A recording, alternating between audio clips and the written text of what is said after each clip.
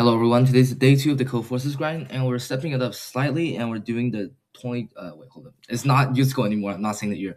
We're doing this 2081 problem D, and it's 2000 instead of 1800. And so basically you're given a bunch of sliding doors on different layers. There's at most 30,000 layers. No, there's at most 30,000 doors on 100,000 layers. And you're trying to move them so that the opening is the largest, and the opening is defined as on this x coordinate there's no door on any of the layers. So for example, for this you have, I believe, is that 2 test cases or 2 layers? Okay, 2 layers. And then on each layer you have ki, which is the number of doors on this layer, the location of the left wall on this layer, and location of the right wall on this layer, and those are the length of the 2 doors on this layer. Similarly, you have number of doors, location of left, location of right, and then all the doors and their length.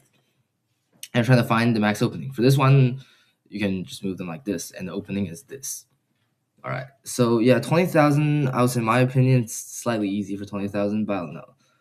Anyways, you can pause the video first and think about it yourself.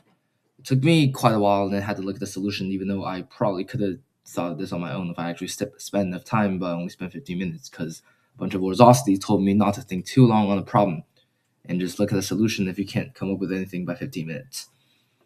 Anyways, so for this problem, it's basically just a greedy, and notice that there's only 300,000 doors, and also notice that a door is either on the very left or very right. Like, you probably wouldn't want it to be in the middle some stage because that's not optimal in any case. Which means that we can kind of just simulate this process if we move all the doors to the right first, and every time, consider the state of this whole system when every single sliding door is on its rightmost position. The only way for the answer to not become smaller, or the only way for it to possibly not become smaller, is if we move the door with the coordinate that's the leftmost out of anything onto its very left possible position. I don't know if you can understand, but say for this graph, if we had initially this door to the right, and this door also to the right, then realize that the door at the rightmost position is going to be this one because it's going to have a left end of 6, right? And yeah, 6. And if we move any other door to the left, the answer will only monotonically be smaller. So at each step, we'll always want to move the door that's still on its rightmost position with its left end at the leftmost out of all these doors to the left. I think it's pretty straightforward, even though it's not when I say it this way, but it's pretty straightforward if you imagine it, because otherwise you'll just be decreasing the size of the gap.